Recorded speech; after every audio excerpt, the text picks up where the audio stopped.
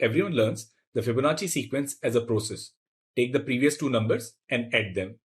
But what if I ask for the millionth Fibonacci number? Do we really need to generate every number before it? The answer is no. Fibonacci sequence has an exact closed formula involving the golden ratio, and in this video, we'll derive that formula in two different ways. A Fibonacci sequence is given by first two terms, 0 and 1. Then the next term is 0 plus 1, 1, 1 plus 1, 2, 1 plus 2, 3, 3 plus 2, 5, 5 plus 3, 8, 8 plus 5, 13, and so on. So every term, it is generated from previous two terms.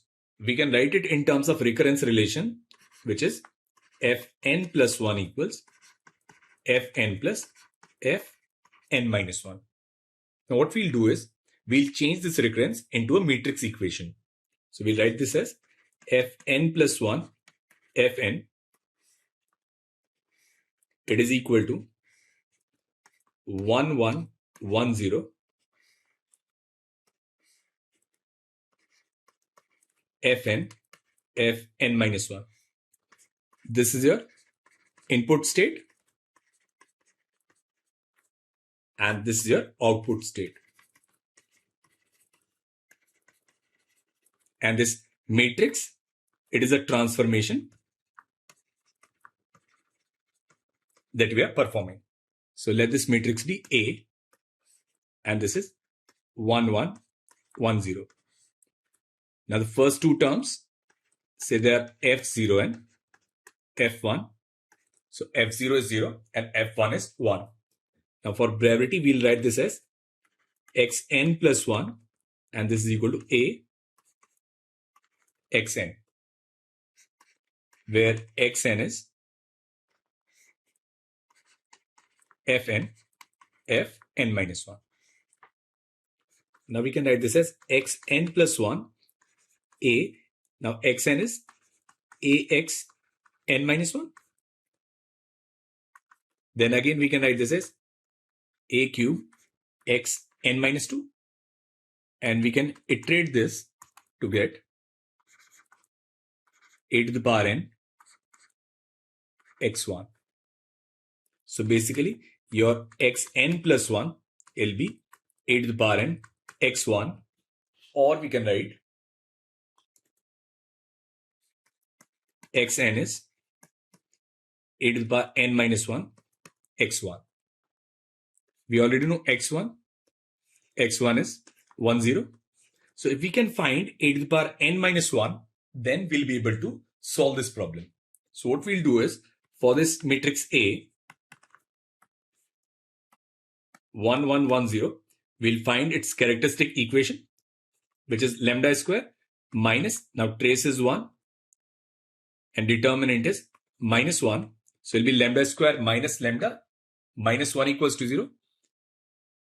Now solving this equation will give us two eigenvalues, 1 plus minus root 5 by 2. Now both the eigenvalues are real and distinct.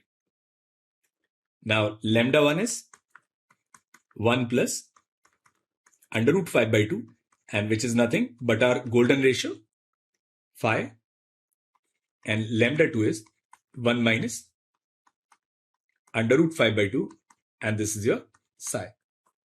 Now we'll also find their eigenvectors.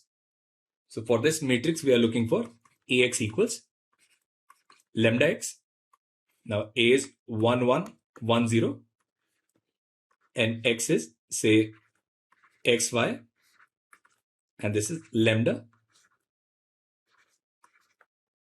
xy. So we can write this as x plus y x, and this is equal to lambda x lambda y. We'll get two equations, but in reality we know they are just the same equation because it has infinitely many solutions. So we'll take the second one. So x is lambda y, or x upon lambda equals y by 1. So the corresponding eigenvector to this lambda, it is lambda 1.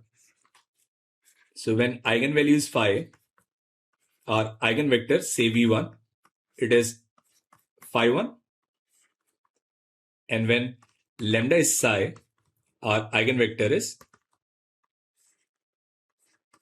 psi1. Now we need to find a to the power n minus 1 into x1. And because we need to find higher power of this matrix, we'll change the coordinate system into matrix's own coordinate system. So we can write x1 as av1 plus bv2. Now x1 is 1 0, v1 is phi 1, and v2 is psi 1. Now we compare, we'll get a phi plus b psi, it is equal to 1, and a plus b equals to 0, or a equals minus b.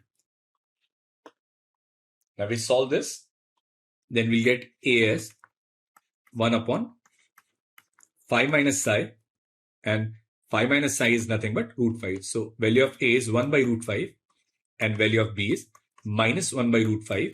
So we can write this x1 as 1 by root 5 v1 minus 1 by root 5 v2. Now we'll apply the transformation. So we know ax1, it is 1 by root 5 av1 minus 1 by root 5 av2. Now it'll be this 1 by root 5. av1 is 5v1 and av2 is psi v2. Similarly, a square x1 will be 1 by root 5 phi square v1 minus 1 by root 5 psi square v2, and we can write a to the power n minus 1 x1 will be 1 by root 5 phi to the power n minus 1 v1 minus 1 by root 5 psi to the power n minus 1 v2, and this is nothing but your xn. Now we can write this as fn minus 1, and will be this 1 by root 5 phi to the power n minus 1, and v1 is phi 1 minus 1 by root 5 psi to the power n minus 1, and this is psi 1. And if we take this first equation, we'll get fn as 1 by root 5 phi to the power n minus 1 by root 5 psi to the power n. We can also write this as phi to the power n minus psi to the power n divided by root 5, and this is the closed form of your Fibonacci sequence. We can also write it in its expanded form.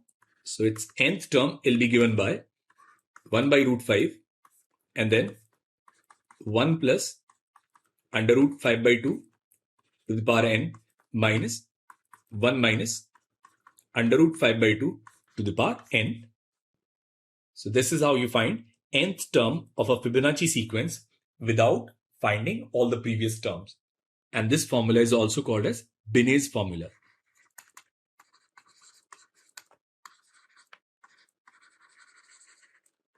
And here this 1 plus root 5 by 2, it is greater than 1 minus root 5 by 2. So this is your dominant eigenvalue.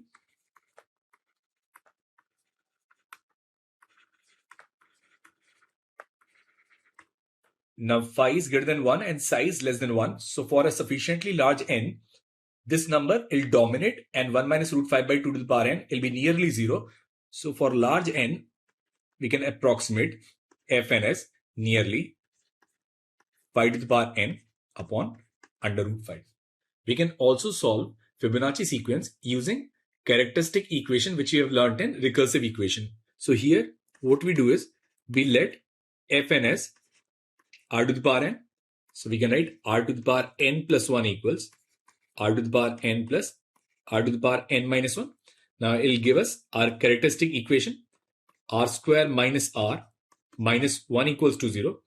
And from here, we'll get two values of r, 1 plus minus under root 5 by 2. So here again, one of the values is 5, which is 1 plus root 5 by 2. And the other value is psi, which is 1 minus under root 5 by 2. And then we can simply write this solution as fn equals a 5 to the power n plus b psi to the power n. Now if we put n as 0, we'll get f0 will be 0 and then a plus b. And if we put n as 1, f1 is 1 and we'll get a phi plus b phi. So again you'll get a as 1 by root 5 and b as minus 1 by root 5, which will give you this Binet's formula 1 by root 5 to the power n minus psi to the power n. Now, if you look here, this r square minus r minus 1, this characteristic equation is identical to that characteristic equation of the matrix A minus lambda I equals to 0, which was lambda square minus lambda minus 1 equals 0. So we are using the same equation, we are using the same roots, but in recurrence, we call these two fundamental growth factors as roots, whereas in matrix method, we call them eigenvalues. So this formula is not magic. The Fibonacci recurrence, it consists of two natural exponential behaviors, phi to the power n and psi to the power n. The direct method discovers them as roots of a polynomial, whereas the matrix method discovers them as eigenvalues of a transformation.